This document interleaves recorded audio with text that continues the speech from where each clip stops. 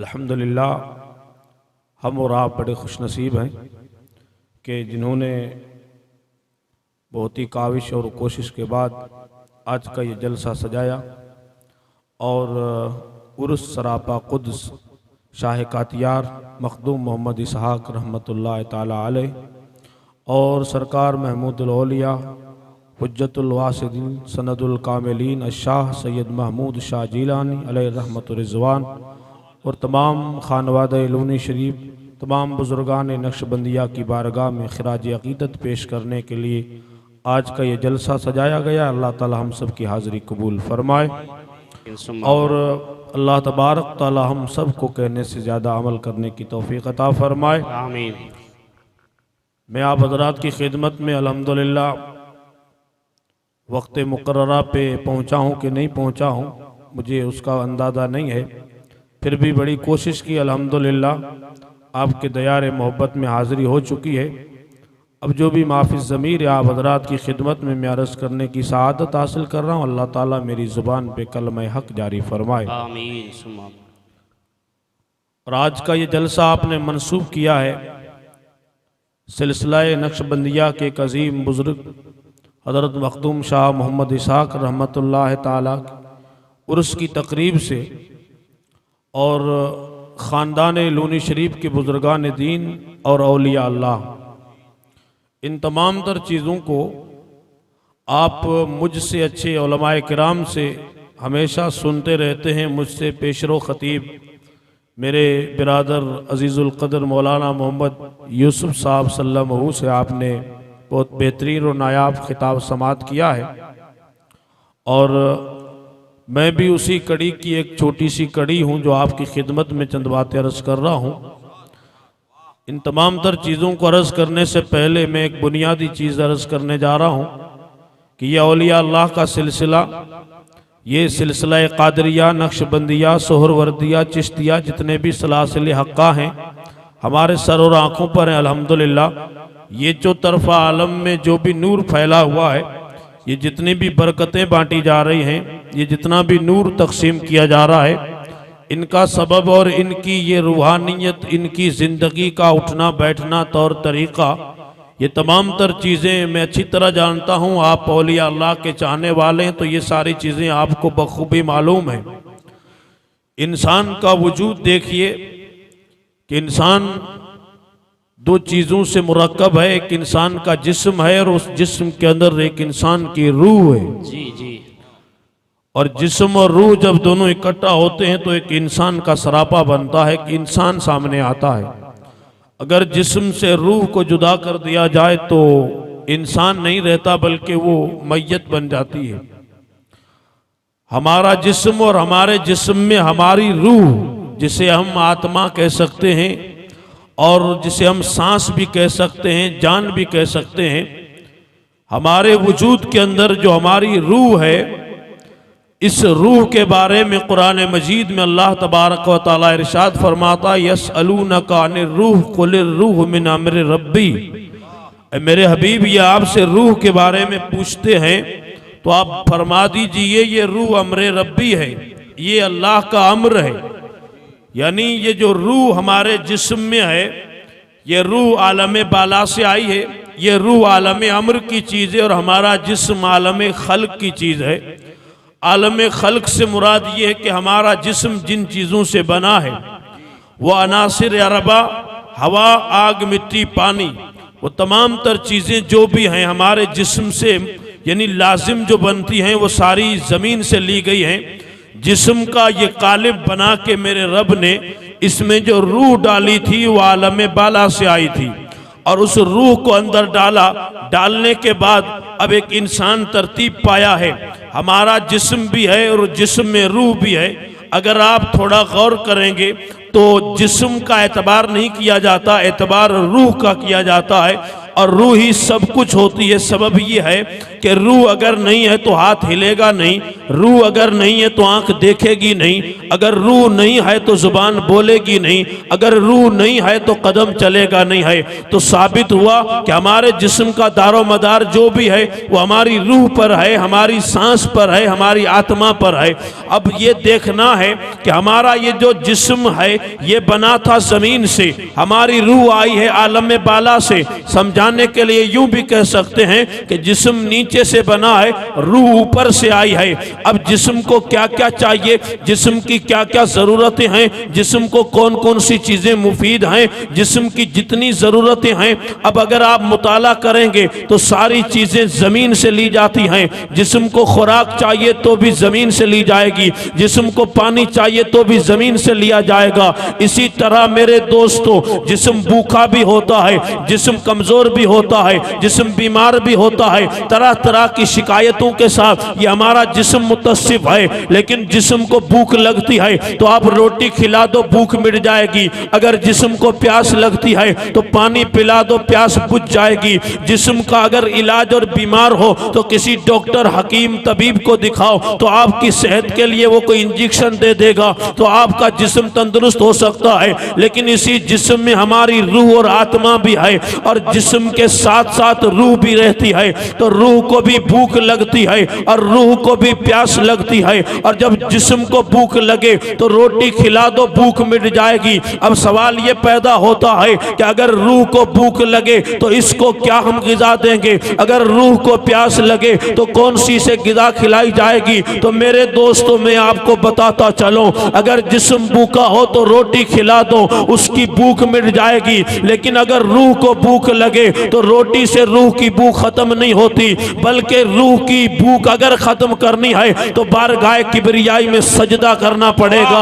रात की तारीकी में उठ के हमें तिलावत कुरान करनी पड़ेगी, अल्लाह की बारगाह में गिड़गिड़ाना पड़ेगा, यानी तौबा के आंसू बहाने पड़ेंगे। ये जब जब हमारी रूह को भूख लगती है तो अल्लाह का खौफ देके इसको, इसकी भूख मिटाई जा सकती है, और इसके मुस्तफ़ा का पानी पिलाकर इसकी प्यास मिटाई जा सकती है। अब अमर यहाँ तक साबित हुआ कि जिस्म भूखा हुआ तो रोटी खिला दी, और जब जिस्म के साथ रूह को भूख लगी है तो बंदा सजदा करता जा, तेरे रूह की भूख खत्म होती जाएगी। अब इसका आसान सा जवाब ये है, अगर यानी रूह को भूख लगे तो खौफे खुदा का खाना खिला, अगर रूह को प्यास लगे तो इसके मुस्तफ़ा का पानी पिला। सुभान अल्लाह, सुभान अल्लाह। नारे तकबीर, नारे रिसालत, अज़मते मुस्तफ़ा, शाने औलिया। सुभान अल्लाह, सुभान अल्लाह। बेशक। और जिन्होंने ये काम किया है मंजिल उन्हें मिलती है, और जो ये काम नहीं करते हैं, जो सिर्फ जलसे ही करते हैं, तो उनकी ज़िंदगी जलसों तक की महदूद है। और अल्हम्दुलिल्लाह सुम्मा अल्हम्दुलिल्लाह, हम वैसे तो रूह को वो खुराक नहीं देते, लेकिन जिन्होंने रूह को खुराक दी थी हमारा ताल्लुक उनसे है। जी जी। जिन्होंने रूह को ग़िज़ा पहुंचाई थी हमारी निस्बत उनसे है। सबब यह है कि मेरे दोस्तों, कि रूह को जब वक्त पे ग़िज़ा मिलती जाएगी तो रूह ताकतवर और तंदुरुस्त बनती जाएगी।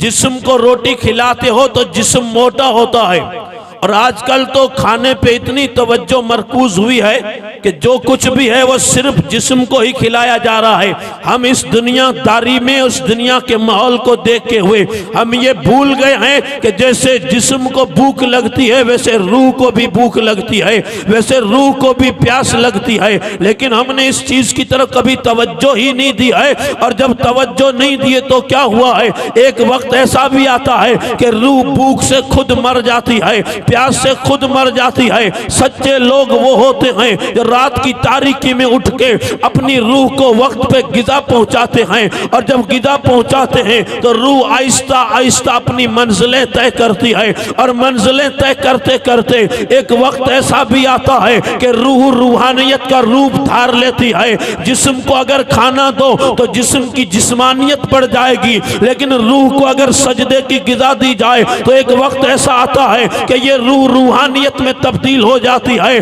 अब बंदे का फर्क मालूम करो तो यूं कर सकते हो, अगर रूह वाला चले, अगर ठोकर लगे तो पांव जख्मी हो जाएगा, लेकिन रूहानियत वाला चले और पत्थर पे पांव रखे तो पत्थर पिघल जाएगा। अगर रूह वाला देखे तो दीवार आड़ बन जाएगी, रास्ता रोक लेगी, लेकिन रूहानियत वाला देखे तो लोहे महफूज की तहरीर भी पढ़ सकता है। रूहानियत वाला देखे तो जमीन की सतह नजर नहीं आएगी, वह तहत सरा को भी देख सकता है। कहने का मतलब यह है कि रूहानियत वाला इधर देखे तो दीवार नजर आए और नजर उठाए तो मदीने का ताजदार नजर आए। सुभान अल्लाह, नारे तकबीर, नारे रिसालत, अज़मते शानो मुस्तफ़ा। सुभान अल्लाह। रूहानियत की मंजिल जब कोई बंदा तय करता है, वो जिस्म को इतना ही देते हैं कि जिससे वो कयाम में खड़े होकर अल्लाह की बंदगी कर सके। और रही बात रूह की, तो उनकी पूरी तवज्जो रूह पे रहती है, और जब रूह पे रहती है तो रूह को इतना मुतबर्रक कर देते हैं और रूह को इतनी ताकतवर बना देते हैं कि वो रूहानियत में तब्दील हो जाती है। और रूहानियत की शक्ल जब धार लेती है तब उनका मकाम और मर्तबा, उनकी मंजिलत, उनकी रिफ़त इतनी बुलंद और बाला हो जाती है कि वो दुनिया से यानी बिल्कुल अलग और जुदा हो जाते हैं। वो रहते हमारे बीच में हैं, लेकिन उनका अंदाज जुदा होता है, उनका उठना बैठना, उनके खाने पीने के तौर तरीके, उनके जिंदगी गुजारने के तरीके सारे जुदा होते हैं। सबब यह है कि हम रूह वाले हैं, वो रूहानियत वाले हैं। रूह वाले सब हैं, लेकिन रूहानियत वाला कोई कोई है इस तरह से करने वाले, और रूहानियत को पानी पिला पिला के रूहानियत के आला दर्जे पे फाइज होके जब बुलंदियां मिलती हैं तो मकाम कितना बुलंद होता है। मेरे दोस्तों, पीराने पीर दस्तगीर शेख अब्दुल कादिर जिलानी की सीरत उठा के देखिए, मोइनुद्दीन की सीरत उठा के देखिए, महमूद शाह जिलानी की सीरत उठा के देखिए। ये तुम्हें बताएंगे कि दुनिया वालों तुम तो रूह में उलझ के रह गए, लेकिन रूहानियत वाला अगर देखना हो तो दूर जाने की जरूरत नहीं, आंख बंद करके एक दिन दरबार महमूद शाह में आ जाओ। सुभान अल्लाह, सुभान अल्लाह, सुभान अल्लाह। बहुत और इस चीज को महसूस कराना, और आप बड़ी संजीदगी के साथ सुन रहे हैं, और मैं यानी अंदाजा नहीं लगा सकता कि आप तकरीर सुन रहे हैं या मुझे टेस्ट कर रहे हैं। कहीं ऐसा ना हो कि आप टेस्ट कर रहे हैं तो फिर आप चुपचाप बैठे रहिए, और तकरीर सुन रहे हैं तो थोड़ा आपको साथ भी देना पड़ेगा ताकि गाड़ी मंजिल तक पहुंचे। क्योंकि आजकल जलसों में लोग टेस्ट बहुत किए जाते हैं, और टेस्ट के तौर पे यानी उसको दे, और इसी वजह से हमारे जलसे भी यानी बिल्कुल एक अलग तरीके से मनाए जा रहे हैं, और अलग तरीकों से जलसों को रंग दे दिया गया है। इल्ला माशाल्लाह, जहाँ तक मेरी सोच है, मैं यानी इस्लाही गुफ्तगू करने वाला बंदा हूँ, लेकिन आज आपने मुझे फजीलत पे बुलवाने के लिए यानी बुलाया है, तो अल्हम्दुलिल्लाह मैं अपने पीर खाने की बात करने में शर्म महसूस नहीं करता हूँ, क्योंकि अल्हम्दुलिल्लाह हमें जो मिला है वो दरे महमूद पिया से मिला है। हम तो क्या, हमारे जैसे कितने हैं कि जिनकी जिंदगी उस चौखट से बनी है। सबब ये है अल्हम्दुलिल्लाह मेरे महमूद शाह जिलानी, ये हमारा पीर खाना है, और हजरत महमूद शाह जिलानी का जो पीर खाना है वो मुलाकात यार शरीफ है, वो शाह कातियार का दरबार है। अल्हम्दुलिल्लाह सुम अल्हम्दुलिल्लाह, ये औलिया अल्लाह, ये बुजुर्गान दीन, ये जितने भी मशाइख नक्शबंदियां हैं, इनके सिलसिले पे नजर डालिए, ये कौन लोग थे, इन्होंने क्या क्या किया, इनकी तारीख और हिस्ट्री देखिए तो समझ में आता है कि ये कहां से चले थे, कहां पहुंचे, और इन्होंने क्या क्या खिदमतें की हैं। मेरे जैसा मौलवी एक तकरीर करके न जाने अपने आप को कितना बड़ा समझ लेता है। हकीकत ये नहीं है। हकीकत क्या है? अल्लामा इकबाल फरमाते हैं कि मुसलमान आ फकीर कजकुला है, रमी दसीनाऊ सोज़े है, दिलश नालद चरा नालद नदानद निगाह या रसूल अल्लाह, निगाह या रसूल अल्लाह। एक वो मुसलमान था कि जिसके सीने में इश्क़े मुस्तफ़ा का चिराग रोशन रहता था, हुजूर की मोहब्बत का चिराग रोशन रहता था। वो जिस गली से गुजर के जाता था जमाना उसे सलाम करता था, दुनिया उसके कदम चूमा करती थी। सबब यह था कि वो दरे रसूल का फकीर था, और जो दरे रसूल का फकीर हो वही दुनिया का ताजदार होता है, वही दुनिया का बादशाह होता है। नारे तकबीर, नारे रिसालत, नारे रिसालत, अज़मते मुस्तफ़ा। सुभान अल्लाह।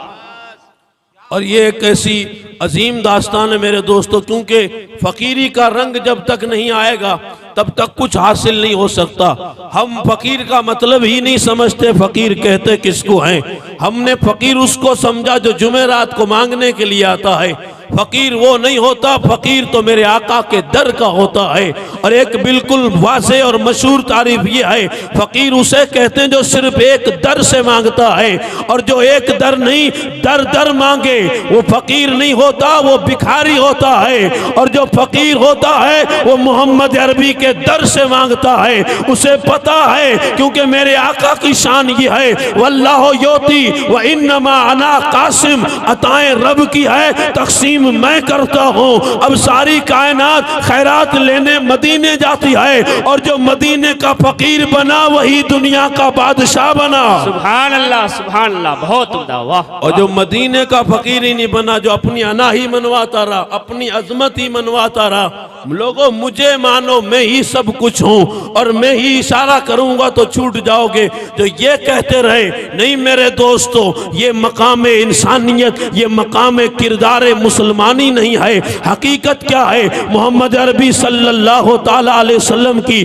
सीरत और उनकी किरदार को अगर देखेंगे तो ये ख़ानदान जिसके लिए हम यहाँ मौजूद और जमा हुए हैं, ये कौन लोग हैं और कहाँ से चले थे और कितना सफ़र काटा है और इन्होंने कितने रास्ते तय किए हैं, तब ये इल्म का नूर फैला, तब ये इल्म की नहरें फैली हैं, ये चश्मे उबल पड़े हैं। ये थे कहाँ मौलाना, ये थे कहाँ आलिम? अजीज़ा ने मिल्लत इस्लामिया, मैं मुख्तसर एक खाका अर्ज करके अपनी बात को आप तक रखूँगा और अपनी तकरीर को इख्तिताम तक ले जाऊँगा। मुख्तसर खाका ये है कि ये रूहानियत के ताजदार, ये रूहानी सफ़र करने वाले, ये इंसानों को खुदा से मिलाने वाले, इनकी सीरत क्या है, इनकी सूरत, इनका मकाम, इनका मर्तबा क्या है। ये लूनी शरीफ में फ़कीरों का ख़ानदान आबाद है। ये कहाँ से चले थे और कहाँ आ गए हैं, कहाँ के रहने वाले हैं और कहाँ डेरा डाल दिया है। अगर तारीख दोहराओगे तो ये बगदाद से चले हैं, बगदाद से चले,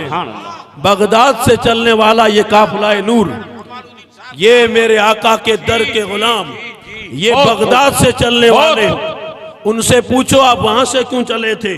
क्योंकि ये मेरे आका के दीन के सिपाही हैं, तो उन्होंने वही काम करके दिखाया है। और बताऊं इससे बड़ी बात यह है, मेरे आका के सहाबा की तादाद 1 लाख यानी 24,000 कमो बेश या उससे भी ज्यादा है। लेकिन अगर आप अरब ममालिक में चले जाएं और अरब कंट्री में चले जाएं, तो अगर आप वहां मालूम और सर्वे करेंगे तो 12,000, 10,000 और बहुत ज़्यादा तो 20,000 से ज़्यादा सहाबा की कब्रें आपको अरब में मिलेंगी, बाकी सारे सहाबा अरब से बाहर मिलेंगे।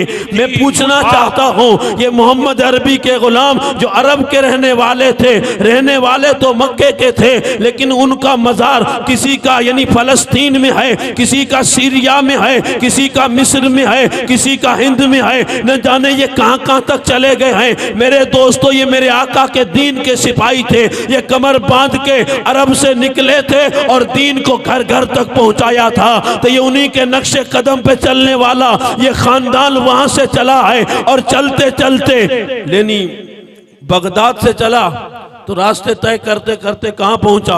ये रास्ते तय करते करते ये बदायूं यूपी पहुंचा। अल मुख्तसर ये है वहाँ से पंजाब, और पंजाब से राजस्थान आया, और राजस्थान से ये तशरीफ लाता हुआ ये मेरे अजीज़ा ने मिल्लत इस्लामिया, ये मेरे आका के मुक़द्दस ख़ानदान के फूल जो वहाँ से चले थे, जो ये गागोदर आए थे, गागोदर के मकाम पे जो पहुँचे थे, इनमें 2 ही हस्तियाँ थी जो 2 सगे भाई थे। एक का नाम मोहम्मद शाह है, एक का नाम अहमद शाह है। 2 सगे भाई यहाँ इकट्ठा हुए आपके गागोदर में। अब यहाँ से सफ़र जब जारी हुआ है तो कहाँ का सफ़र जारी हुआ है? एक भाई ने सफ़र वापस राजस्थान का किया, जिसे दुनिया अहमद शाह जिलानी कहती है, जिनका मदार बाड़मेर शहर में मौजूद है। और एक मर्द कलंदर ने यानी गागोदर से आगे का सफ़र किया, और सफ़र करते करते सरजमीन लूनी शरीफ में जाके फ़रोकश हो जाते हैं और वहाँ अपना डेरा डाल देते करते हैं। सबब ये था अजीज़ान मिल्लत इस्लामिया, लूनी शरीफ की सरजमीन पे जिसने सबसे पहले कदम रखा था खानदान लूनी शरीफ में से वो सैयद मोहम्मद शाह जिलानी, जो सरकार महमूद पिया के दादा जान थे, वो वहाँ हाजिर होते हैं और वहाँ के लोगों ने शिकायतें लगाई हैं। और जब शिकायतें लगाई हैं तो इस अंदाज से लगाई है कि आप यहाँ रहने आए हैं, ये तो समंदर का किनारा है, यहाँ का पानी यहाँ लोगों को रहने नहीं देता, यहाँ कई बार दरिया का सैलाब आता है तो न जाने कहाँ से कहाँ तक ये यानी गांव दर बदर लोग हो जाते हैं, आप कैसे रहेंगे। कुर्बान जाऊं सैयद मोहम्मद शाह जिलानी की जात और अजमत पर, वो वहां से चले थे, कहाँ समंदर का किनारा उन्होंने दिखाया तो अपनी मुकद्दस यानी लकड़ी से जाके उन्होंने लकीर खींच दी थी और लकीर खींच के बताया था कि समंदर के पानी आज के बाद यहाँ से आगे मत आना। और दिन और आज का दिन एक खतरा भी वहां से आगे नहीं आता है। वो निशान जो लकड़ी का था वो आज भी मौजूद है। ये अल्लाह के वली होते हैं, ये रूहानियत के ताजदार होते हैं। लूनी शरीफ में ये किला बाद में बना था और किला बनाने वालों के आबा अजदाद पहले बगदाद की खैरात लेके डेरा डालते हैं। जब वहाँ मौजूद अल्लाह के बंदे की वो सारी जिंदगी वहाँ गुजरती है। हजरत सैयद मोहम्मद शाह जिलानी रहमतुल्लाह ताला अलैह, ये सबसे पहले वो बुजुर्ग हैं जो लूनी शरीफ में तशरीफ लाए। और जब वहाँ तशरीफ लाए हैं तो उनके तकरीबन यानी 6 बेटे हैं हजरत मोहम्मद शाह जिलानी के, जिनमें सबसे बड़े बेटे सैयदना अली अकबर शाह जिलानी रहमतुल्लाह ताला अलैह, जो मज़ार लूनी शरीफ में मौजूद है, जिनका जन्म गागोदर में हुआ था। हजरत शाह अली अकबर शाह जिलानी रहमतुल्लाह ताला अलैह ये सबसे बड़े भाई हैं।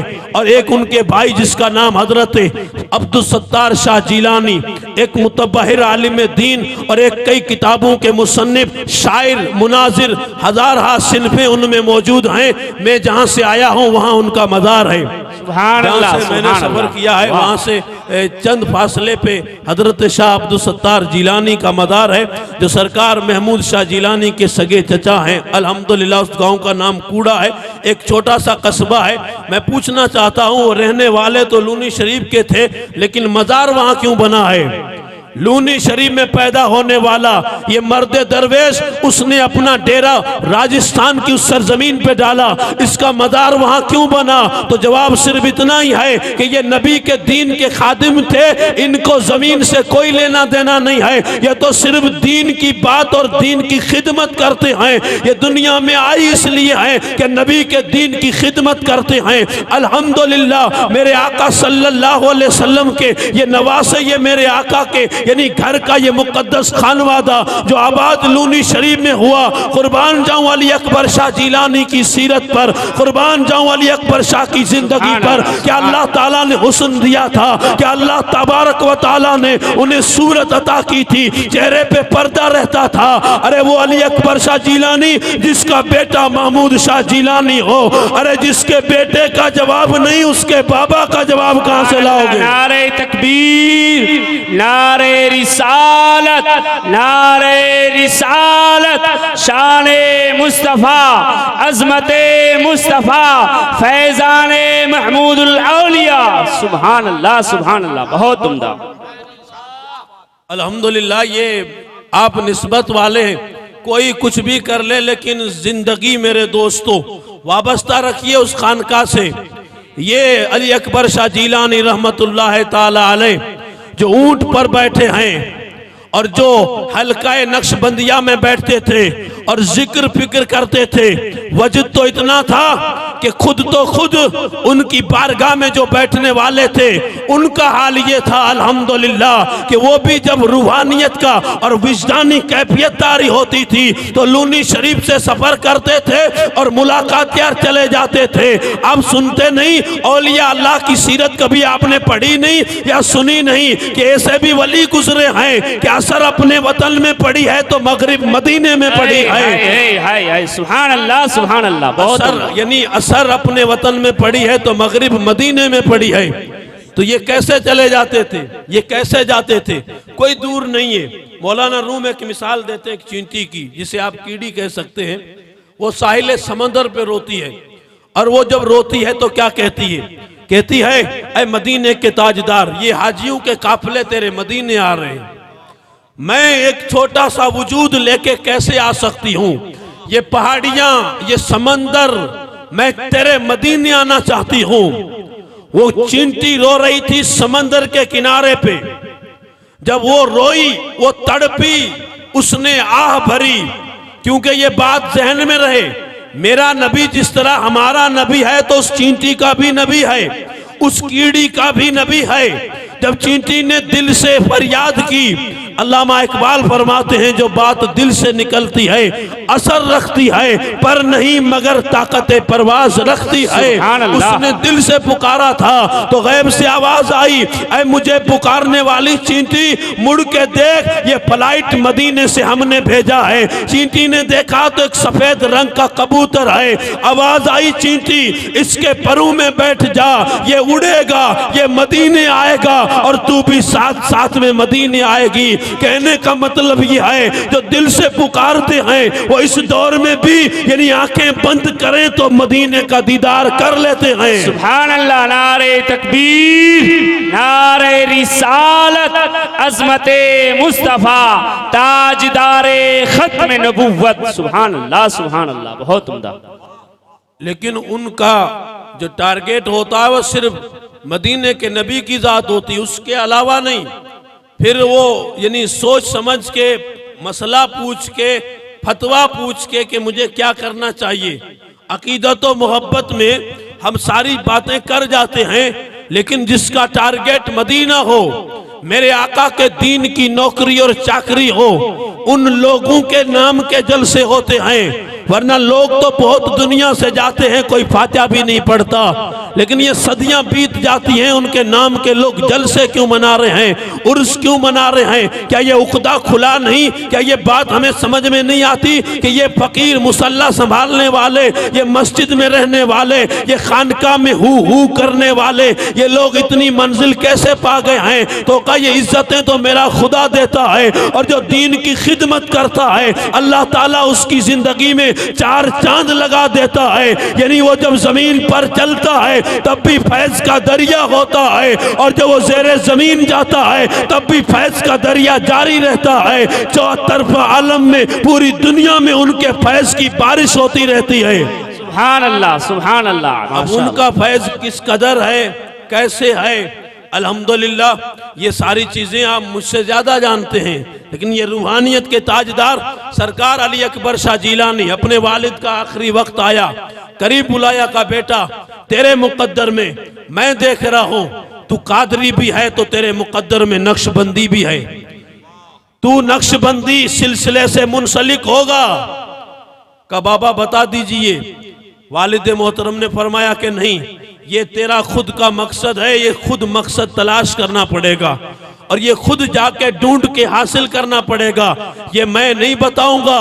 हजरत शाह अली अकबर शाह जिलानी रहमतुल्लाह ताला अलैह कोई मामूली नाम नहीं है, एक अजीम अल्लाह के वली का नाम है, जो चलते हैं एक काफिला लेके राजस्थान पहुंचे हैं, राजस्थान से पंजाब पहुंचे हैं, पंजाब से फिर बगदाद आए हैं, बगदाद के मोहल्ला से उन्होंने मदीने तैयबा का सफर किया है, हरमैन शरीफैन पहुंचते हैं। और आप सुनते रहते हैं उलमाए किराम से कि वो हज करके फिर यानी मदीना पहुंचे हैं, मस्जिद नबवी में रहे हैं, और उनके चेहरे पे विलायत का नूर देख के बड़े बड़े वहां के मशाइख ने उन्हें सनदें, इजाजतें अता फरमाई हैं, जो सनद और इजाजत आज भी खानदान के पास मौजूद है। लोग तो उंगली उठाने की आदत है तो उठा देते हैं, कोई कहां से चल के आ जाते हैं तो न जाने कैसी कैसी बातें कर देते हैं, सैयद नहीं है, फला नहीं है, ये तमाम तर बातें करके अपना सिक्का मनवाने रहते हैं। लेकिन जिस सैयद की मैं बात कर रहा हूं उसे सनद मार्केट से नहीं मिली, उसे सनद मदीने से मिली है। अल्लाह, नारे तकबीर, नारे रिसालत, फैजाने महमूदुल औलिया, फैजाने अली अकबर शाह जिलानी। सुभान अल्लाह, सुभान अल्लाह, वाह। क्योंकि मार्केट में सनदें बहुत बांटी जा रही हैं, मार्केट में सनद और खिलाफत, ये तो दौर हम बहुत पीछे आ चुके हैं।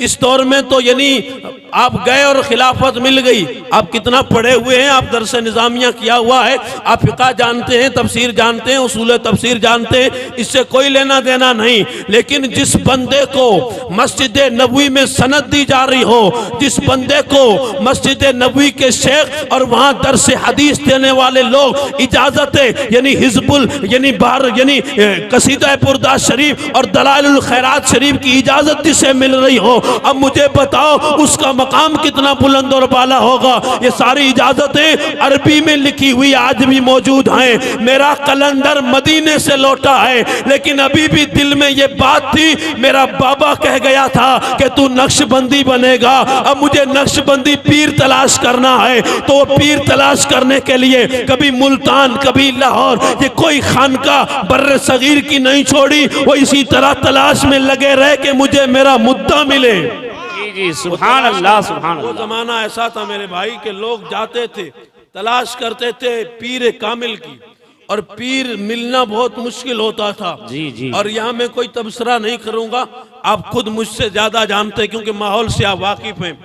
उस दौर ऐसा दौर था कि लोग तलाश करते थे कि पीर कामिल मिल जाए, जब तक यकीन नहीं आता था, और जब तक यकीन नहीं आता था तो बैत नहीं करते थे। और आज चल के लोग आते हैं कि मुरीद बनना तो हम बना लेते हैं, और फिर यानी वो जमाना ऐसा था कि जैसे पीर थे वैसे मुरीद थे। अब ये जमाना है कि जैसे मुरीद हैं वैसे लोग पीर बन गए हैं, और ये हकीकत से लोग नजर चुराते हैं। और फिर आके मैं यहाँ एक बात रुक के अर्ज करूँ, अगर आपको खराब ना लगे, क्योंकि जो चीज मैं यानी बयान करने की आदत रखता हूँ वो कह देता हूँ। जुब्बा कुब्बा ये सारी चीजें यानी बयान करके अपनी अजमत मनवा के अपनी तरफ माइल करके फिर लोग चले जाते हैं और सर्टिफिकेट बांट देते हैं कि जन्नत चाहिए तो मेरे साथ आना, मैं जन्नत दे दूंगा। हालांकि उन लोगों से पूछो तकवा और तारत के साथ 5 सजदे करते हो, तुम्हें मालूम है तुम जन्नत की बातें कर रहे हो। जन्नत कितनी मुश्किल से मिलती है, जन्नत यूं बांटी जाती है जलसों में, जन्नत यूं दे दी जाती है। अगर जन्नत मिलनी कैसे होती है, जन्नत का रास्ता कैसे पाया जाता है, जन्नत में ठिकाना कैसे मिलता है, ये आज के मौलवी से मत पूछ, ये आज के चालू पीर से मत पूछ। जन्नत कैसे मिलेगी तो अजमेर की पहाड़ियों में लेटे हुए गरीब नवाज से पूछ। जन्नत कैसे मिलेगी तो लूनी शरीफ के महमूद शाह की जिंदगी से पूछ। जन्नत कैसे मिलेगी तो अली अकबर शाह जिलानी के चरणों में हाजिरी दे के और हाथ बांध के अर्ज कर, ऐ मदीने से सनद लाने वाले ये तो बता जन्नत कैसे मिलेगी। तो मजार से आवाज आएगी, ऐ मुझे मानने वाले अगर जन्नत चाहिए तो जलसा करके छुट्टी मत करना, जब अज़ाने फजर हो तो तू बिस्तर पे नहीं तू सजदे में हो। नारे तकबीर, नारे रिसालत, फैज़ाने नक्शबंदी, सुभान अल्लाह सुभान अल्लाह। बहुत उम्दा, बहुत उम्दा, वाह वाह बहुत। कई ये सारी चीजें कर, लोग छुट्टी कर देते हैं कि चलो जाओ कोई बात नहीं, हम हैं और यही हम ही टांग दिए जाएंगे, हम ही टांग दिए जाएंगे। और ये ऐसी बात है मेरे दोस्तों, लोग समझते हैं कि कुछ भी नहीं है, ये सारी चीजें ऐसे होती रहेंगी। मंजिल आगे की मुश्किल है, ये तो कुछ नहीं, सबको 4 हाथ नीचे जाना है। उस जगह की फिक्र करो, उस जगह जाना है तो उसके लिए कुछ लेके भी जाना पड़ेगा। ये जिक्र व फिक्र कदरे गनीमत है, ये मुस्तहबात हैं, ये निस्बतों के हम कायल हैं, हम इनकार नहीं करते। लेकिन मेरे दोस्तों सच्चाई क्या है, हकीकत क्या है? तो मेरे दोस्तों अल्लाह का जिक्र, अल्लाह की बंदगी, और जब खुदा की बंदगी करेंगे तो ये सारे राज खुलेंगे, राज दुनिया के भी खुल जाएंगे, कब्र भी रोशन हो जाएगी, महशर भी रोशन हो जाएगा। सुभान अल्लाह माशाअल्लाह, बहुत उम्दा, बहुत अच्छा। अल्हम्दुलिल्लाह उन्होंने तलाश किया और तलाश करने के बाद मुलाकातियार का ताजदार मिल गया, जिसे दुनिया हज़रत शाह सिद्दीकुल्लाह रहमतुल्लाह ताला अलैह कहती है। सुभान अल्लाह माशाअल्लाह। उनके मुकद्दस हाथ पे सिलसिला नक्शबंदियत में बैत करने वाले लूनी शरीफ के खानदान के ये पहले बुजुर्ग हैं, जिसे सैयद अली अकबर शाह जिलानी रहमतुल्लाह अलैह कहा जाता है। उन्होंने सबसे पहले कादरी सिलसिला था, अब वहां से कादरी और नक्शबंद, कादरी तो पहले थे ही, अब उन्हें नक्शबंदियत का वहां से फैज मिलने लगा और वहां ये मुरीद हुए हैं शाह सिद्दीकुल्लाह रहमतुल्लाह ताला अलैह के। हजरत शाह अली अकबर शाह जिलानी रहमतुल्लाह ताला अलैह तशरीफ लाते हैं बैत करने के बाद, और उनके मलफूजात में ये बात लिखी हुई है, वो खुद कहते हैं हमारे पास जो कुछ भी है ये खैरात मुलाकात यार शरीफ वालों की है। मैं इस जुमले को यूं भी कह सकता हूँ, ये आलिम, ये फाजिल, ये जलसे, ये जुलूस, ये मस्जिदें, ये मीनार, ये मदरसे, ये मकतब, ये दारुलूम, ये खत्म बुखारी के जलसे, ये जितना भी नूर फैला है हमें तो लूनी शरीफ से मिला है, और लूनी शरीफ वालों को मुलाकात यार शरीफ से मिला है। सुभान अल्लाह, सुभान अल्लाह। ये वहां से लेके आए थे, ये वहां से लेके आए थे, वहां से लेके आए, तशरीफ लाए वहीं साहिल समंदर पे। इनकी जिंदगी अजीब होती है। लोग क्या करते हैं, लोग समंदर का किनारा छोड़ के सीटी बसाते हैं, कहा यहाँ रहेंगे तो डूब जाएंगे, यहाँ रहेंगे तो खतरा है, सैलाब आएगा, ये फला फला कई बातें होती हैं।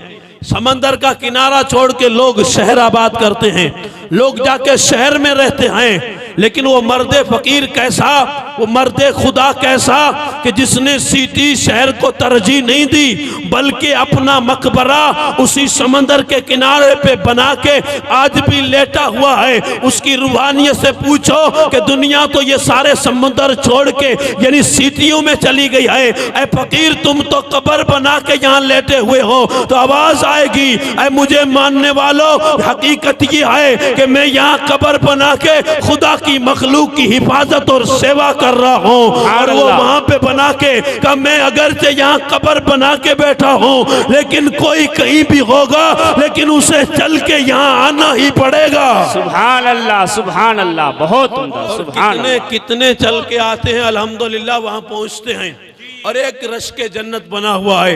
ये फैज वहां से आया था, सरकार अली अकबर शाह जिलानी रहमतुल्लाह ताला अलैह वो वहां से बैत करके तशरीफ लाए हैं। अब अली अकबर शाह जिलानी खाली पीर थोड़ी थे, वो आलिम भी थे, वो हाफिज भी थे, वो यानी सारी चीजें जो एक वली की शराइत में आती हैं वो सब उन्हें नसीब थी। अरे जो सवारी पे बैठे तो सवारी भी जिक्र करे और सवारी को भी गोयाई मिले, तो अब उसमें सवार में तासीर होगी तो सवारी में तासीर आई है, वरना तासीर सवारी में कहां से आएगी। मेरे अजीज, मेरे दोस्तों, वो जब दूसरी मर्तबा गए थे तब उनके मुर्शिद ने कहा था जाओ एक और जाके शादी कर लो, तेरी पुश्त में एक गौस का यानी जन्म होने वाला है। हजरत अली अकबर फरमाते हैं मैं बुजुर्गी के आलम में हूँ, मैं अब कहाँ से शादी करूँगा, मुझे शादी की जरूरत ही नहीं है। तो उनके मुर्शिद ने फरमाया था अली अकबर तुम्हें तो जरूरत नहीं है, लेकिन दुनिया वालों को एक गौस की जरूरत है, इसलिए शादी कर लो। वो शादी करते हैं, और जब शादी करते हैं तो अब वो गौस जो पैदा हुआ वो कौन था, अब जो हीरा पैदा हुआ वो कौन था, उसकी सूरत क्या थी, उसकी सीरत क्या थी। ये वही है जिसे दुनिया ज़ुब्दतुल आरिफीन, कुदवतुस सालिकीन, हुज्जतुल वासिलीन, सनदुल कामिलीन अशाह महमूद शाह जिलानी रहमतुल्लाह ताला अलैह के नाम से जानती है। ये वही गौस है कि अभी पैदा भी नहीं हुए थे, उससे पहले मुर्शिद ने बता दिया था कि एक वली आने वाला है। सुभान अल्लाह, नारे तकबीर, नारे रिसालत, फैजान औलिया, फैजान महमूदुल औलिया। सुभान अल्लाह, सुभान अल्लाह, बहुत यानी ये हमारी जोरे जुबानी न समझें कि आप पढ़े हो, वहां से खाया है 10-12 साल, तो आपका तो हक बनता है कि आप तारीफ करो, आपको कोई रोकेगा भी नहीं, क्योंकि आपको सब वहीं से मिला है। बात ये नहीं है मुझे सिर्फ नहीं मिला है, मैं जिसकी बात कर रहा हूं उसकी तारीफ तो उसका दुश्मन भी करने पे आज मजबूर है। बड़ी गली पतली से निकलने की लोगों ने कोशिश की, अल्हम्दुलिल्लाह मैं लंबा सफर करके मैं जानता हूं बहुत सारे लोगों को, और बहुत सारे लोगों से मुलाकात भी होती है। लोग जड़ को छोड़ देते हैं, शाखों को, टहनियों को पकड़ के आज बड़े बड़े नाम से लोग यानी सामने आ रहे हैं और समझ रहे हैं कि हम ही थे, ये यानी सब कुछ हमारी वजह से है। वो कभी गहराई में या गिराई में जाके वो कभी देखते नहीं है जड़ कहां से निकली है, ये हकीकत कहां से फूटती है, ये सारी शरीयत की रेखाएं, ये शरीयत की हिफाजत और तालीम का तौर तरीका कहाँ से दिया गया था? हाँ, इदारे हैं, मदरसे हैं, मकतब हैं, मस्जिद हैं, आलिम हैं, शेखुल हदीस हैं, शेखुल तफसीर हैं, शेखुल तजवीद हैं, लेकिन सब मिलाओ और मिला के फिर सवाल कायम करो कि ये सब कुछ है कौन? तो का ये सारी शाखें हैं, इन शाखों की जड़ कौन है? तो इसका मुफ्ती जवाब देगा कि इन शाखों की जड़ और तना वो है जिसे दुनिया महमूद शाह जिलानी कहती है। सुभान अल्लाह, या रसूल अल्लाह, जिंदाबाद जिंदाबाद, सुभान अल्लाह सुभान अल्लाह, बहुत उम्दा बहुत उम्दा। और वो गौस पैदा हुआ, वो गौस पैदा हुए अल्हम्दुलिल्लाह, 4 साल की उम्र है तकरीबन, लगभग वालिद माजिद दुनिया से जाने लगे और उनकी वालिदा ने आगे किया कि आप तशरीफ ले जा रहे हैं, मेरे लाल का क्या बनेगा, मेरे लाल का क्या बनेगा? तो कहा मैं अपने बेटे को अपने कदमों में खड़ा देख रहा हूँ, एक वक्त आएगा मेरा महमूद चौदहवीं के चांद की तरह दुनिया में चमकेगा।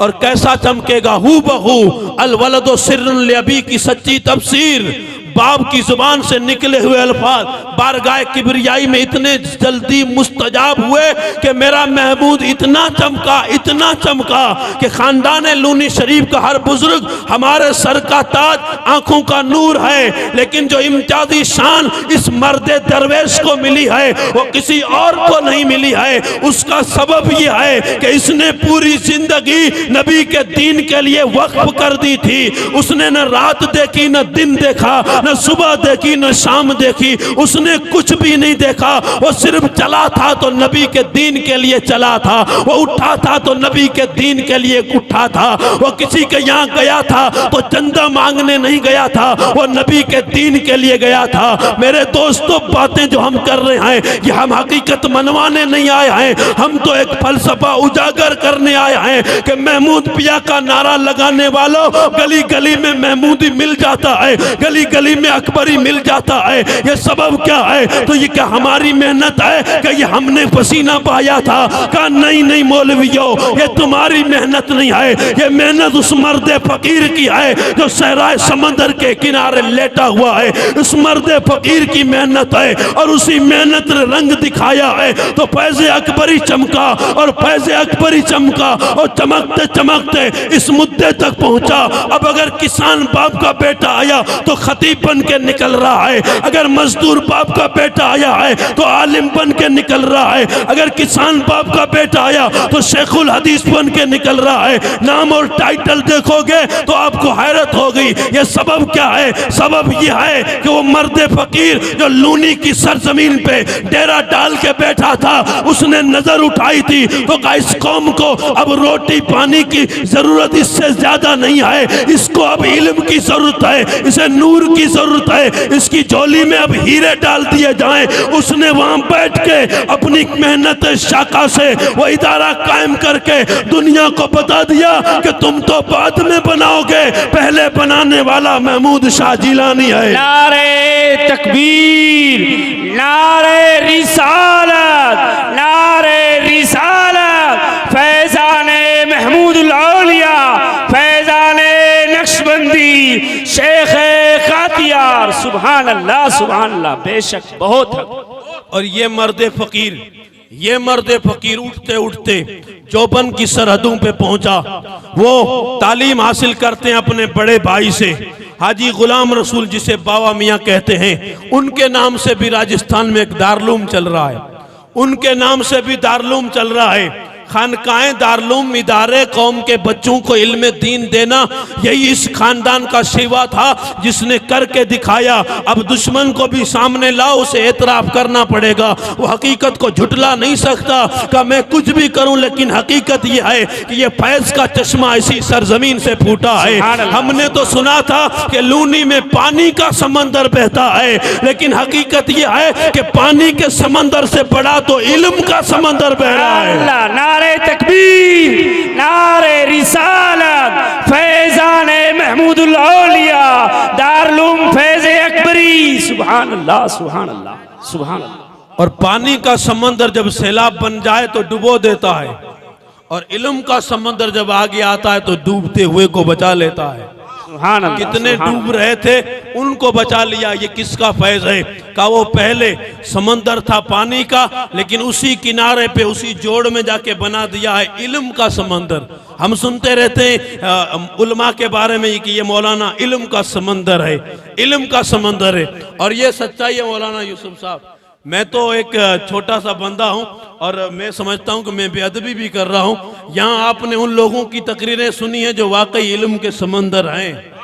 सुभान अल्लाह। इस मेरे जुमले का आप अगर इस्तिकबाल नहीं करते तो कोई बात नहीं है। मैं मोहब्बत और अकीदत और जज्बात में नहीं बोल रहा हूँ, मैं हकीकत बोल रहा हूँ कि आप उनकी तकरीर सुन चुके हैं जो इल्म के समंदर हैं, सुभान और अल्लाह, किसी सुभान मजबूरी से आज नहीं आ पाए हैं तो लोग समझते हैं तकरीर हो रही है। ये तो हाथ पैर मार रहा हूँ। तकरीर करने वाला वो सफेद दाढ़ी वाला जिसे दुनिया करामत महमूद शाह जिलानी, जिसे शेखुत तफसीर वो पढ़ाने पे आए तो मोती लुटा दे, वो जब तकरीर करने पे आए तो समंदर बहा दे। सुभान अल्लाह। नारे तकबीर, नारे रिसालत, फैजाने महमूदी, फैजाने अकबरी, उर्से कादियार। सुभान अल्लाह, सुभान अल्लाह। बेशक हक हक। और जो इल्म का समंदर हो और फिर वो बात करे, क्योंकि यही हकीकत है कि जो बर्तन पूरा भरा रहता है वो छलकता नहीं, उससे कतरा भी नहीं गिरता, और जो थोड़ा खाली रखो फिर लेके चलो तो कितनी बार छलकेगा और कितनी बार कतरे गिरेंगे। तो ये खाली बर्तन है, और भरे हुए बर्तन आपने देख लिए कि वो भरे हुए बर्तन हैं। निगाहें झुकी रहती हैं, कसम खुदा की बाल बाल से इल्म भी टपकता है, नूर भी टपकता है, और किसी मर्दे कलंदर का फैज भी टपकता है। सुभान अल्लाह। हमने तो उनकी दरसगाह में बैठ के पढ़ा है। करामत सुनना चाहते हो महमूद शाह जिलानी की करामत सुनना चाहते हो तो क्या मौलाना कातिब अहमद की तकरीर नहीं सुनी, शेखुल हदीस की हदीस दानी नहीं सुनी, गुलाम मुस्तफ़ा की किरत नहीं सुनी, उलमाए अकबरी के बयानात नहीं सुने? महमूद शाह की तकरीर और महमूद शाह की करामत अगर देखना चाहते हो, दूसरी बार महमूद शाह की वो करामत जिसे दुनिया कातिब अहमद कहती है, ये मेरा जुमला पूरी दुनिया के लिए है, जहां तक भी आवाज जाती है मैं अकीदत और मोहब्बत के जज्बात में नहीं बोल रहा हूं, मैं हकीकत बोल रहा हूं। महमूद शाह ने कदम रखा तो पत्थर पे नक्श बन गया, और नजर डाली तो कातिब अहमद बन गया। सुभान अल्लाह। नारे तकबीर, नारे रिसालत, फैजाने महमूदुल औलिया, फैजाने अकबरी। सुभान अल्लाह, सुभान अल्लाह। बेशक सुभान अल्लाह। और बहुत अच्छा। लोग जानते ही नहीं थे। लोग जब मैं शुक्रिया करूंगा ये भाई साहब इब्राहिम भाई जिन्होंने मुतारफ करवाया मेरे उस अजीम उस्ताद की कितनी तकरीरें यानी पर्दे खिफा में रह गई, किसी ने देखा भी नहीं है।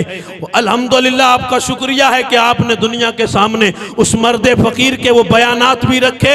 अल्हम्दुलिल्लाह हम तकरीर नहीं करते, हम तो उसी खानकाह में रह के उसी दरसगाह में बैठ के उनसे सीखा है, वही आपकी खिदमत में सुना रहे हैं। वो महमूद शाह की करामत है, वो महमूद शाह के दर से, क्योंकि एक होता है पढ़ा हुआ, एक होता हुआ है पिलाया हुआ, एक पढ़ाया जाता है, एक पिलाया जाता है। अगर पढ़ा हुआ देखना है तो ये सामने बैठा है, ये सिर्फ पढ़ के आया है, और जब ये देखना चाहो कि पढ़ा हुआ और पिलाया हुआ भी देखें तो मेरे दोस्तों जब नजर कातिब अहमद पे जाए तो फिर ये तसव्वुर कर लेना कि ये पढ़ाया हुआ भी है और किसी दरवेश का पिलाया हुआ भी है। सुभान अल्लाह, सुभान अल्लाह। बहुत उम्दा। पढ़ाया हुआ भी है और पिलाया हुआ भी है, और पढ़ाया किताब से जाता है, पिलाया नजरों से जाता है। सुभान अल्लाह, सुभान अल्लाह। पढ़ाया किताब से जाता है और पिलाया नजरों से जाता है। नजर हमने तो महमूद शाह को देखा भी नहीं है, हमने तो बाबा साहब को देखा तो दिल में ख्याल आया कि जिसका बेटा ऐसा है तो उसका बाप कैसा होगा। अल्हम्दुलिल्लाह हमने उनके बेटे की अदाएं और सादगी देखी है तो यानी हम रश करने लगे कि अल्हम्दुलिल्लाह दुनिया में फकीरी मौजूद है और फकीरी में बादशाही का रंग भी मौजूद है। यानी फकीर होके भी लोग बादशाह होते हैं, जिसकी तरफ इकबाल ने इशारा किया था कि कुव्वत सुल्तान अमीर अज़ ला इलाहा और हैबत मर्दे फकीर अज़ ला इलाहा। सुभान वो मर्दे फकीर की जो हैबत थी वो देखी तो जमाने ने देखा है कि ये शाह कातियार का फैज था। अल्हम्दुलिल्लाह मेरा महमूद गया और वहां मुरीद हुए और उनके मुर्शिद का नाम है हजरत शाह अब्दुल रहीम रहमतुल्लाह ताला अलैह।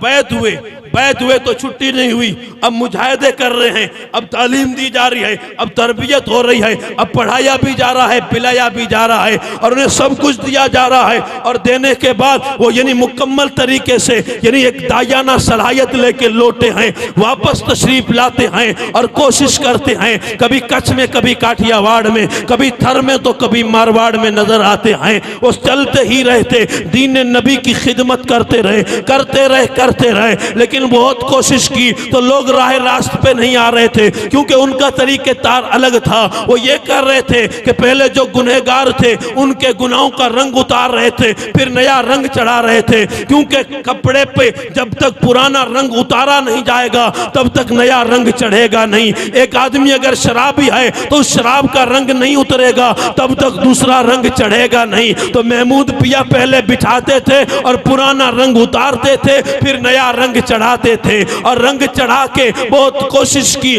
फिर भी लोग इतने यानी काबिल यानी कब्जे पे नहीं आए, इतने लोग रास्ते पे नहीं आए। तो फिर दिल बर्दाश्त लेके मुलाकात यार शरीफ पहुंचे, अपने मुर्शिद की बारगाह में अर्ज किया कि अब क्या करूं। तो उनके मुर्शिद कामिल की निगाह विलायत देख रही थी कि अब ये चीज, ये काम जो करना है तो ये सिर्फ दौरे से खत्म नहीं होगा, बल्कि ऐ मेरे यानी मुरीदे काम कर, मैं तुझे एक बात बताता हूं, तशरीफ ले जाइए वापस लूनी शरीफ। क्या करूं मेरे मुर्शिद बताइए। कहा जा और जाके एक मदरसा खोल दे, जा एक इदारा खोल दे। महमूद शाह जिलानी मुलाकात यार से लौटे हैं और इस अज़्म मुसम्मम के साथ कि अब जाऊंगा तो मदरसा बनाऊंगा, अब जाऊंगा तो इदारा बनाऊंगा, क्योंकि अब कौम को रोटी रोजी की जरूरत पूरी है, इसे इल्म की जरूरत है तो इसे इल्म दिया जाए, इसे इल्म की खैरात दी जाए। तो वहां से पलटे हैं, अल्हम्दुलिल्लाह लूनी शरीफ तशरीफ लाए हैं, मस्जिद अकबरी के सहन में वो मदरसा खोला है। और किसको लाए थे?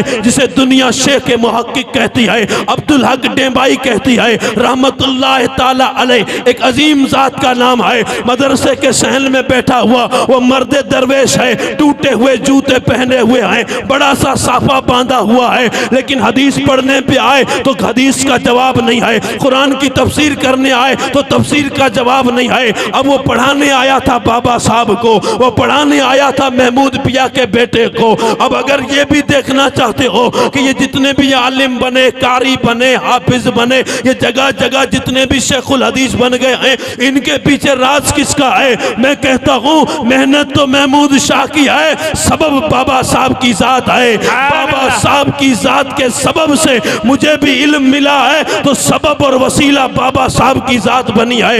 इसलिए कि मदरसा बाबा साहब के लिए खुला था, मौलाना भी बाबा साहब के लिए रखा गया था, पढ़ाने वाला भी बाबा साहब के लिए आया था, पढ़ने वाला बाबा साहब था और पढ़ाने वाला अब्दुल हक जो आया था वो सिर्फ बाबा साहब को पढ़ाने आया था। तो कहा ये तो एक बहाना है, बाबा के सदके में पूरी दुनिया पड़ जाए। मेरे बाबा के सबब से आज कितने आलिम नजर आते हैं, कितने कारी नजर आते हैं, कितने यानी फकीर नजर आते हैं, कितने दरवेश नजर आते हैं। मेरे दोस्तों ये सारी चीजें लोग बातें बनाते हैं तो न जाने कहां से गुजर जाते हैं। हकीकत में अगर जाके देखोगे तो बाबा साहब भी वली इब्ने वली है, एक वली का बेटा वली है। सबब ये कि जितने भी पढ़े हैं, अब जो भी पढ़ेगा जहां से भी पढ़ेगा उस सवाब जितना उसको मिलेगा वो सवाब बाबा साहब के खाते में भी जाएगा। सबब ये है कि वो सबब बने हैं इन उलमा के बनने का।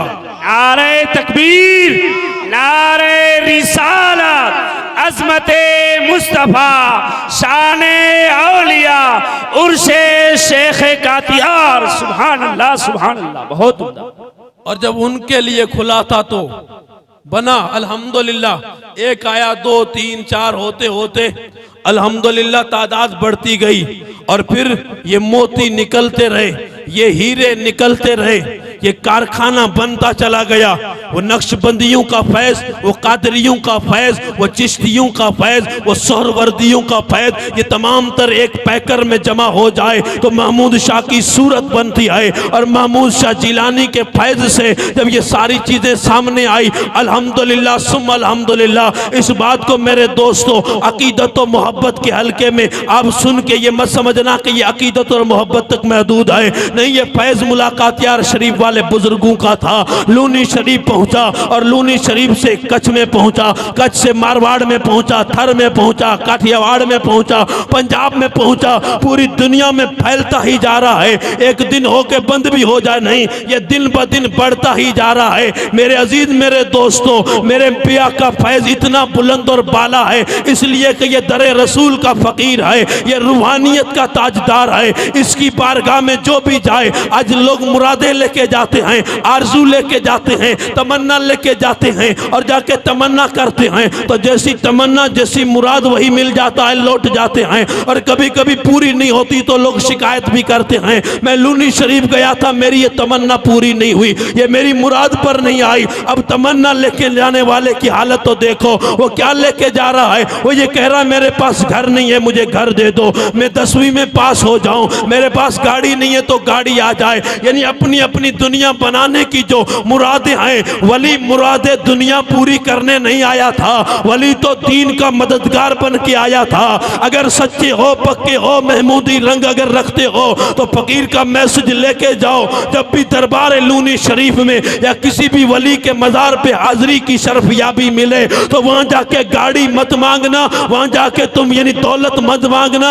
अगर बेनमाजी हो तो उस मर्दे दरवेश के आस्थाने पे खड़े होके अल्लाह से दुआ करना और उस वली की बारगाह में इस्तिगासा करना।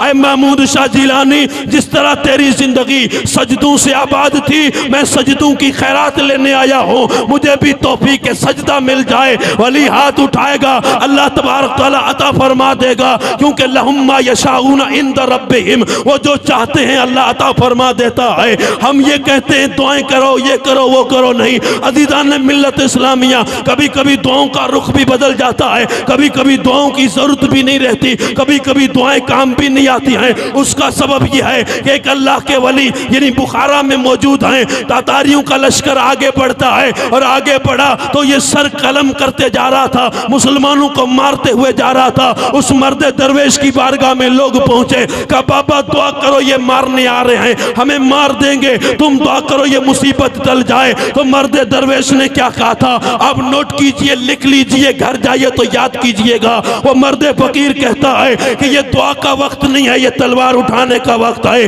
दुआ का वक्त गुजर गया है, हम बैठे बैठे दुआ करें फला मर जाए, फला की जिंदगी में कीड़े बन जाए। दुआएं वक्त पे काम आती हैं और जब वक्त गुजर जाए तो इकबाल ने क्या कहा था, गंजाए हर दो आलम रा कलीद देखे अय्यूबी व निगाह बायजीद, का तेरे पास दोनों जहां के खजानों की कुंजियां पड़ी हैं, क्यों तेरे पास अगर बायजीद जैसी नजर हो और सलाहुद्दीन जैसी तलवार हो, ये दोनों लेके जमाने में निकल जा तो हमेशा कामयाब और कामरान रहेगा। तेरा मकाम इतना बुलंद और बाला रहेगा कि तू समंदर के किनारे पे खड़ा रह के कहेगा, ऐ समंदर रास्ता दे दे, मैं मदीने वाले का कलमा पढ़ता हूँ। मेरा विजदान कहता है समंदर रास्ता दे देगा, तू जलती आग में कूद जा और आग से कह दे मैं मोहम्मद अरबी का गुलाम हूँ, मुझे जलाना मत।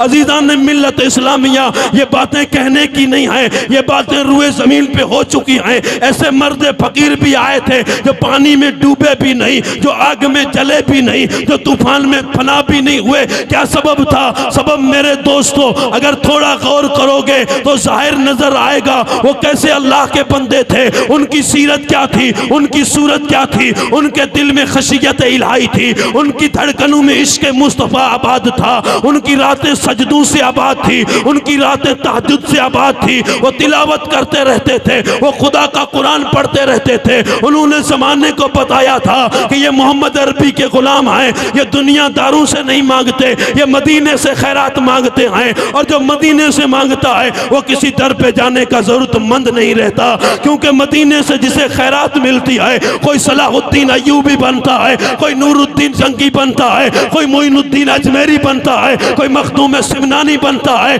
कोई महमूद शाह जिलानी बनता है, कोई अली अली अकबर शाह जिलानी बनता है, कोई मखदूम इसहाक बनता है, कोई मखदूम अब्दुल रहीम बनता है, कोई मखदूम सिद्दीकुल्लाह बनता है। सबब यह है कि ये ढंग और तरीके से गए थे, क्योंकि मेरे आका का दरबार वो है, आता है फकीरों पे उन्हें प्यार ही कुछ ऐसा, और खुद भीख दे और कहे मेरे मंगते का भला हो। और उस दरबार में जाने के आदाब भी मौजूद हैं, और वो जाके मांगना भी कैसे चाहिए और क्या मांगना चाहिए। अगर तुम नहीं मांग सकते, हम नहीं मांग सकते, तो आओ एक बार चलते हैं बरेली के इमाम की बारगाह में, जिसे दुनिया अहमद रजा खां फाजिल बरेलवी कहती है। वो इश्क का ताजदार इमाम इश्क मोहब्बत की बारगाह में जाओ, कहे बरेली के इमाम, ऐ सुन्नियों के ताजदार, तू बता मदीने में जाए तो खैरात लेने का तरीका क्या है। तो अहमद रजा कहेंगे तो अपने घर में आलिम है तो है, तो अपने घर में सरपंच है तो है, लेकिन ये सारे ओहदे रिश्ते नाते ये सब छोड़ के फिर मदीने जा, और मदीने जाके सुनहरी जालियों पे खड़ा हो जा। फिर क्या करूं? तो कहा मैं बताता हूं क्या करना है। तो कहा मांग। तो कहा कैसे मांगू? तो कहा ले मैं बताता हूं मांगने का तरीका। मैं गदा, तू बादशाह, भर दे पियाला नूर का, नूर दिन दो ना दे तेरा डाल सदका नूर का। जो गदा देखो लिए जाता है तोड़ा नूर का, अरे नूर की सरकार है क्या उसमें तोड़ा नूर का।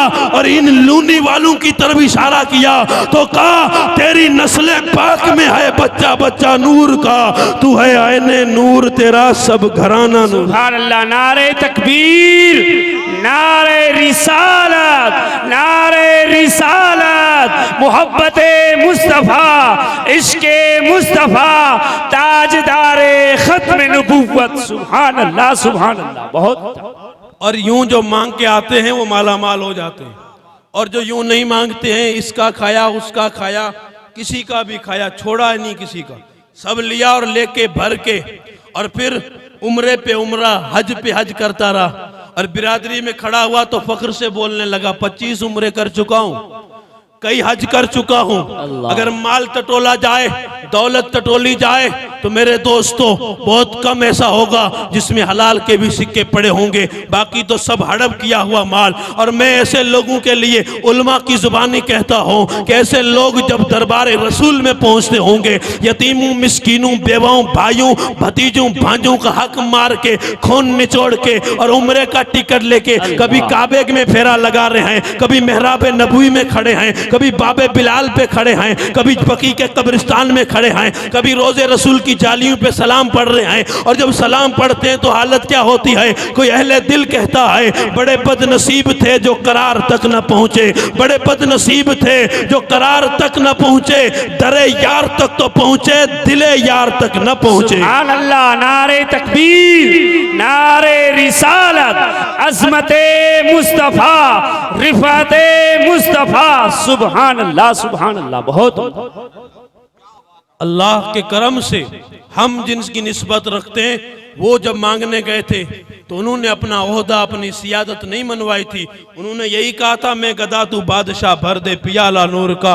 वो गदा बन के जब मांगने लगे तो फिर झोली किस तरह भरी गई, इस कदर झोली भरी गई और इस कदर झोली में डाला गया। अल्हम्दुलिल्लाह खैरात सारी मदीने की है। आई मुलाकात यार शरीफ, और मुलाकात यार शरीफ से लूनी शरीफ, और लूनी शरीफ से पूरी दुनिया में बांटी जा रही है। ये वही इल्म की खैरात हो, सजदों की खैरात हो, नूर की खैरात हो, तकवा और तहरत की खैरात हो। कुर्बान जाऊं महमूद शाह जिलानी की अजमत पे, वो तशरीफ लाए, मदरसा बनाया, बच्चे पढ़े, आलिम बने। उनका बेटा जिसे दुनिया बाबा साहब कहती है, उसके सबब से आलिम बने, कारी बने, हाफिज बने। ये सारे चार दांगे आलम में नूर फैला है। अल्हम्दुलिल्लाह वो जब मुलाकात यार शरीफ पहुंचे, उन्होंने जिस मर्द हक के हाथ पे बैत की, उसको दुनिया शाह मखदूम मोहम्मद इसहाक नक्शबंदी रहमतुल्लाह ताला अलैह कहती है। उसका भी कोई मिसाल नहीं, उसका भी कोई जवाब नहीं। वो भी इकलौता था, वो भी लाजवाब था, क्योंकि वो तहज्जुद गुजार भी था, वो शब जिंदादार भी था। उनके यहाँ किसी चीज की कमी नहीं थी, क्योंकि पुश्त दर पुश्त औलिया अल्लाह ही चले आ रहे थे। यानी बेटा वली है, बाप वली है, दादा वली है, दादा बेटा पोता, यानी नस्ल दर नस्ल औलिया अल्लाह चले आ रहे हैं। और यही हकीकत अजीज़ान ने मिल्लत इस्लामिया, मेरे बाबा साहब आपके मुर्शिद आजम हजरत मखदूम शाह मोहम्मद इसहाक रहमतुल्लाह ताला अलैह, मैं करामत की दुनिया में जाके आपको बताऊं, ये हकीकत नहीं है। हकीकत यह है कि वली की सबसे बड़ी करामत यह है इस्तिकामत अलद दीन। वो दीन पे साबित कदम रहता है, वो दीन का प्रचार करता है, वो दीन का दाई होता है, उसके अंदर सारी सलाहियतें होती हैं, उसके साथ दीन का किरदार और कैरेक्टर होता है। वो दीन की बात करके दुनिया को बताता है कि लोगों, दुनिया तो बहुत कमाई है, दुनिया काम आने वाली नहीं है, बल्कि अगर कुछ चाहिए चार हाथ नीचे जाओगे तो वहां अगर कोई चीज काम आने वाली है तो वो नबी का दीन काम आने वाला है। उसको मजबूती से पकड़ो, अपने पेशानी में सजदों का नूर सजाओ, अपने दिल में इश्क मुस्तफा का चिराग रोशन करो।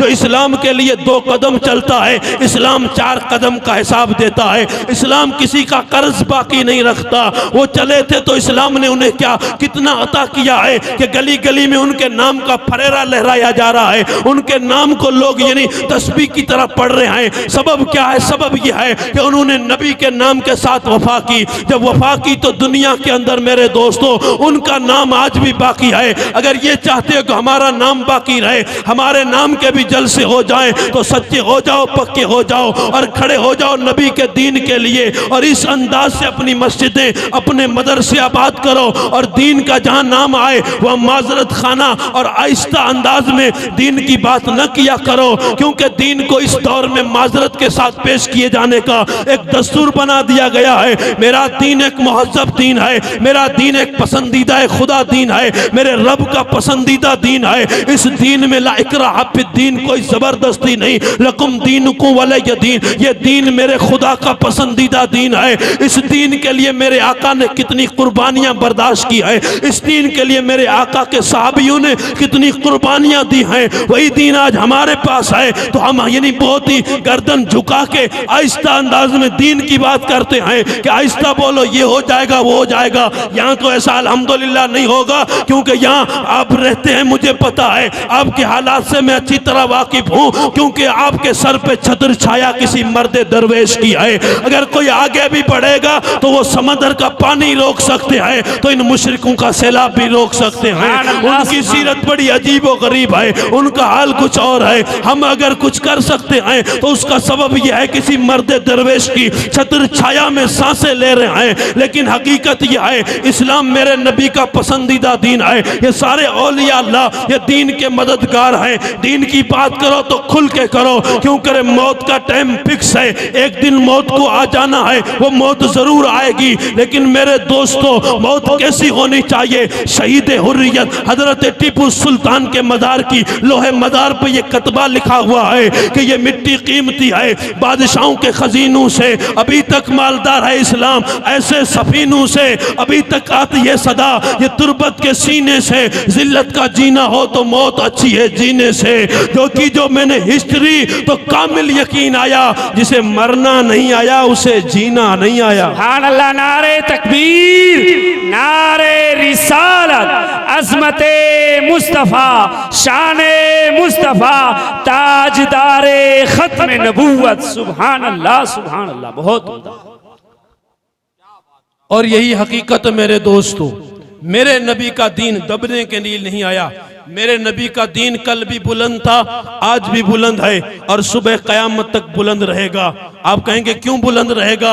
और हमारे अंदर तो कोई हाल नहीं, हम तो क्या करते हैं, हमारे हालात क्या हैं, हमारे पास कितनी नेकियां हैं, ये उन दरवेशों की खैरात है, उन दरवेशों के सदक़े में ये दीन आज भी जिंदा है। अल्हम्दुलिल्लाह, चुस्त रहो और अपने अंदर दर्द पैदा करो, मुसलमानों का दर्द पैदा करो, दीन का दर्द पैदा करो, मेरे आका की उम्मत का दर्द पैदा करो। मेरे आका के दीन को हमने किस कदर समझा और कितना पढ़ा है। हर जगह ये कह दें कि हम के ये इस्लाम सिर्फ अमन का पैगाम देता है, इस्लाम सिर्फ मोहब्बत का पैगाम देता है। आप उलमा से मालूम कर सकते हैं, जब फतह मक्का हो रही थी और जब मेरे आका शाहाना फातिहाना शान के साथ मक्कतुल मुकर्रमा में दाखिल हो रहे थे तो हाल क्या था? हाल ये था, रास्ते में कुत्ती ने बच्चे दे दिए थे, मेरे आका ने सहाबी खड़ा कर दिया था, कि ध्यान रखना किसी का पैर इस कुत्ती के बच्चे के ऊपर ना आ जाए। मेरे आका ने उसको वहां पहरेदार खड़ा कर दिया है। लेकिन एक ही इंसान जिसने नबी की तौहीन और गुस्ताखी और नाज़ेबा कलमे कहे थे, वो कहां जाके छुपा था? वो काबे का खिलाफ और काबे की दीवार के बीच में जाके छुप गया था। जाके लोगों ने खबर की, या रसूल अल्लाह, तुम्हारी शान में बकवास करने वाला काबे के खिलाफ और दीवार के बीच में छुपा हुआ है। मेरे आका ने फरमाया, जहां है वहीं मार दो, जहां है वहीं कत्ल कर दो। अब मैं पूछना चाहता हूं, वो कुत्ती के बच्चे तो बचा लिए गए और वो गई वहां मार दिया गया। मेरे दोस्तों, ये लोग कहते हैं नबी ने अपने गुस्ताखों को माफ कर दिया है, तो तुम क्यों नहीं माफ करते हैं? नबी ने गुस्ताखों को माफ किया, ये नबी की रहमत है। हम अगर माफ करेंगे तो रहमत नहीं, हमारी बेगैरती होगी। क्योंकि मुसलमान वो है जो जीता भी नबी के लिए है तो मरता भी नबी के लिए। सुभान अल्लाह, नारे तकबीर, नारे रिसालत, ताजदारे खत्म नबूवत, शाने मुस्तफा। सुभान अल्लाह, सुभान अल्लाह। बहुत। और जितने भी नौजवान हैं उनकी बारगाह में खुसूसी ये मेरा पैगाम जाए, जिंदा रहो तो जिंदगी की तरह जिंदा रहो, जियो तो शान से जियो। मुसलमान अपना टारगेट और अपनी सारा मतमाए नजर मार्केट, बाजार और मोबाइल को बनाया है कि सब कुछ यही है। ऐसे औलिया अल्लाह की सीरत को मानते हो और उनका नाम लेते हो तो तुम्हारा ठिकाना मार्केट नहीं, बाजार नहीं। तुम्हारा मकाम क्या है, तुम्हारी मंजिल क्या है, तुम्हारी बुलंदियां कितनी है? तो इकबाल ने कहा था, उक्का भी रूह जब बेदार होती है जवानों में, नजर आती है उनको मंजिल आसमानों में। नहीं है तेरा नशेमन कसरे सुल्तानी के गुंबद पर, तू शाही है बसेरा कर पहाड़ों की चट्टानों में। सुभान अल्लाह, सुभान अल्लाह। बहुत उम्दा, वाह। शाही है बसेरा कर पहाड़ों की चट्टानों में। सबब यह है कि जो शाही परिंदा था, जिसे आप शहबाज भी कह सकते हैं, वो शाही जो परिंदा है वो तूफानों की टक्कर लेता है। वो अपना आशियां या अपना बसेरा वो टीलों पे, धोरों पे या गलियों में नहीं बनाता, वो अपना आशिया पहाड़ियों की बुलंदियों पे बनाता है। वो चट्टान पे अपना आशियां बनाता है। और मोहम्मद अरबी का गुलाम, तू चट्टान से भी ज्यादा मजबूत है। तू जमीन पे चले तो तेरी मंजिल आसमान की बुलंदियों पे नजर आए। और ऐसे लोग हमने देखे जिन्होंने दुनिया के सामने ये नक्शा पेश किया और दुनिया को बताया, दुनिया वालों, ये औलिया अल्लाह जितने भी यहाँ लेटे हुए हैं, अल्हम्दुलिल्लाह दीन की खैरात ये लेके आए हैं, दीन का सदका ये लेके आए हैं। इन्होंने मेहनतें की हैं, लेकिन कोई तलवार लेके भी तो आया था, कोई आगे भी बढ़ा था, कोई मोहम्मद बिन कासिम भी आया था, कोई यूसुफ बिन ताशफीन भी आया था, कोई तारिक बिन जियाद भी आया था, कोई मोहम्मद गौरी भी आया था, कोई अलाउद्दीन खिलजी भी आया था। ये कौन आए थे, ये किस लिए आए थे? अजीजान ने मिल्लत इस्लामिया, आप ये कहो कि इस्लाम अखलाक की तलवार से फैला है, मैं मानता हूं कि इस्लाम अखलाक की तलवार से फैला है। इस्लाम जहां अखलाक की तलवार से फैला है, वहीं लोहे की तलवार से भी फैला है। सबब ये है, अगर तुम ये कहो कि ये सब कुछ नहीं है, अगर तुम इस तरह माजरत करोगे तो दुनिया तुम्हारे पैर काट देगी, दुनिया तुम्हारा रहना तंग कर देगी। तुम नबी के गुलाम हो तो उठ के ऐलान करो, ये गुलामाने मोहम्मद जान देने से नहीं डरते, ये सर कट जाए या रह जाए कुछ परवाह नहीं करते, वो कहीं भी चले जाएं। दुनिया की ताकत तो अपनी जगह पे, जब वो समंदर से मुकाबला करे, वो आग से मुकाबला करे, वो अना सागर को कूजे में बंद कर ले, वो लकीर खींचे तो कयामत तक के मुसलमानों की हिफाजत कर जाए, उसकी लकीर में ये तासीर, उसकी बात में ये तासीर, उसके अंदाज में ये तासीर, उसके चलने में ये तासीर। वो था क्या? हाथ में लोटा तस्बीह है, उसके पास कुरान है, उसके पास इश्क़ मुस्तफ़ा है। वो आंखें बंद करे तो काबा नजर आए, वो आंखें बंद करे तो मदीना नजर आए, वो चले तो चाल में मदीने का रंग नजर आए, वो बैठे तो बैठने में रंग मदीने का नजर आए। वो चांगे आलम में अपनी जिंदगी का उठना बैठना नबी के रंग की तरह बना ले तो सबब ये है जो मदीने के रंग में रंग जाता है, उस पे पे रंग मदीने का चढ़ जाता है तो ये रंग ऐसा है, कभी फीका नहीं पड़ता। ये रंग यहाँ भी सलामत रहेगा, ये रंग कब्र में भी सलामत रहेगा, ये रंग महशर में भी सलामत रहेगा। सच्चे पक्के महमूदी हो, अकबरी हो, शाह कातियार को मानते हो तो सर से पैर तक मदीने का रंग चढ़ा दो, तन से मन तक धड़कनों में नबी की मोहब्बत को आबाद कर दो। सच्चे पक्के ऐसे गैरतमंद हो जाओ कि आंधी से मुकाबला करना पड़े तो करो, दुश्मन से करना पड़े तो करे। कायनात में कोई भी चीज तुम्हारे सामने अगर चट्टान भी आए तो वो भी टुकड़े टुकड़े होके रास्ता दे कि मदीने वाले का कलमा पड़ता है तो जा, रास्ता तेरे लिए खुला है। और मैं कहता हूं अपनी सीरत और अपनी सूरत, अपनी जिंदगी, अपना कैरेक्टर, अपनी तालीम, अपना तमाम तर जिंदगी का तौर तरीका इस अंदाज से मनवाओ कि दुनिया तुम्हारे सामने कहने पे मजबूर हो जाए, अरे जब इस दौर के मुसलमान का ये आलम आए तो फिर उस दौर के मुसलमान का आलम क्या होगा। अरे जब लूनी शरीफ के महमूद शाह का ये आलम आए तो मदीने के साहबियों का आलम क्या होगा।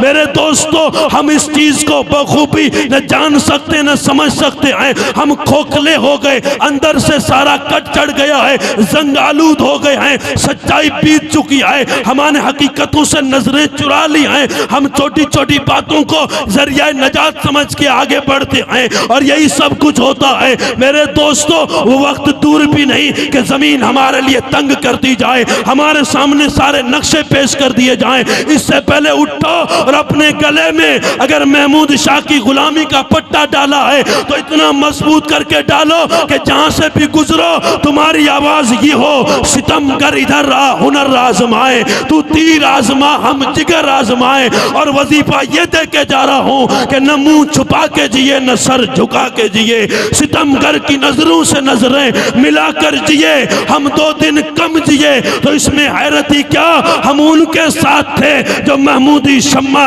जला के जिए। और ये वजीफा भी झोली में डाल दो कि हम सुए हश्र चलेंगे शाह अबरार के साथ, काफिला होगा रवां काफिलाए सालार के साथ। ये तो तैबा की मोहब्बत का असर है, वरना कौन रोता है लिपट कर दरो दीवार के साथ। ऐ मजर हम भी सुनेंगे कोई नाते रंगीन गर मुलाकात हो गई शायर दरबार के साथ। ये सफर बहुत मुश्किल है, ये सफर कुए जाना है, जिसे हो जिंदगी प्यारी वो यहीं से लौट जाए। व आखिर दावाना अनिल हम्दुलिल्लाह रब्बिल आलमीन। मुस्तफ़ा